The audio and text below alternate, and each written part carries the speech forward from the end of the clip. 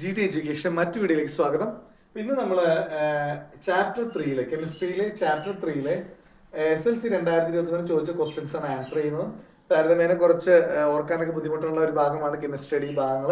അപ്പോൾ ഈ വീഡിയോകൾ നിങ്ങൾ മാക്സിമം കുട്ടികളിലേക്ക് ഷെയർ ചെയ്യുന്നത് അവർക്ക് ഉപകാരപ്പെടും. ആദ്യമായിട്ടാണ് ചാനൽ കാണുന്നതെങ്കിൽ തീർച്ചയായിട്ടും സബ്സ്ക്രൈബ് ചെയ്യുക, കമന്റ് ചെയ്യുക, ലൈക്ക് ചെയ്യുക, ഷെയർ ചെയ്യുക. നമുക്ക് ചോദ്യത്തിലേക്ക് പോകാം. Which is the electrolyte used to electrolyte silver on an iron bangle?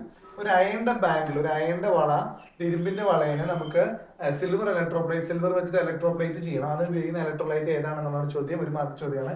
AgNO3 silver nitrate. Okay, what is the energy change that takes place in galvanic cell? Galvanic cell എന്ന് പറയുന്നത് നമ്മുടെ സാധാരണ ഒരു ബാറ്ററിയാണ്.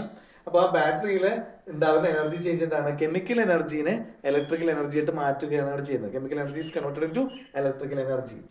മൂന്നാമത്തെ ചോദ്യം, when molten sodium chloride is electrolyzed, which is the gas liberated at anode? അപ്പൊ molten, ഉരുകിയ ഒരു സോഡിയം ക്ലോറൈഡ് ഇലക്ട്രോലൈസ് ചെയ്ത് കഴിഞ്ഞാൽ ഏത് ഗ്യാസ് ആണ് അവിടെ ആനോഡിൽ ലിബറേറ്റ് ചെയ്യുക എന്നുള്ളതാണ് ഉത്തരം. ക്ലോറിൻ ആണ്. അപ്പൊ അത് ഓർത്തിരിക്കാൻ ഒരു പ്രത്യേകത ഞാൻ പറഞ്ഞുതരാം. NaCl സോഡിയം ക്ലോറൈഡ് ആണ്. അപ്പൊ അത് മോൾട്ടൺ ആകുമ്പോൾ അത് സ്പ്ലിറ്റ് ചെയ്ത് പോകും. ഇലക്ട്രോലൈറ്റ് Na+ഉം Cl നെഗറ്റീവ് ആയിട്ടാണ് അത് സ്പ്ലിറ്റ് ചെയ്യുക. അപ്പൊ ഇവിടെ എന്തുണ്ടാവും? നെഗറ്റീവ് ആയിട്ടുള്ള അയൺ എവിടേക്ക് അട്രാക്ട് ചെയ്യും? നമുക്കറിയാം ആനോഡും കാഥോഡും ഉണ്ട്. ആനോഡ് എന്ന് വെച്ചാൽ പോസിറ്റീവ് ചാർജ് ഉള്ളതാണ്, കാഥോഡ് നെഗറ്റീവ് ചാർജുള്ള ഇലക്ട്രോഡ് ആണ്. അപ്പൊ ഇവിടെ ക്ലോറിന് നെഗറ്റീവ് അയൺ ആണ്. നെഗറ്റീവ് അയൺ ആനോഡ് പോസിറ്റീവ് ഇലക്ട്രോഡിലേക്കാണ് അട്രാക്ട് ചെയ്യപ്പെടുന്നത്. അപ്പൊ അതുകൊണ്ട് അത് ഗ്യാസ് ലിബറേറ്റഡ് ആനോഡ് എന്ന് പറയുന്നത് ക്ലോറിൻ ആണ്. രണ്ടാമത്തെ ചോദ്യം, write the chemical equation taking place at the cathode.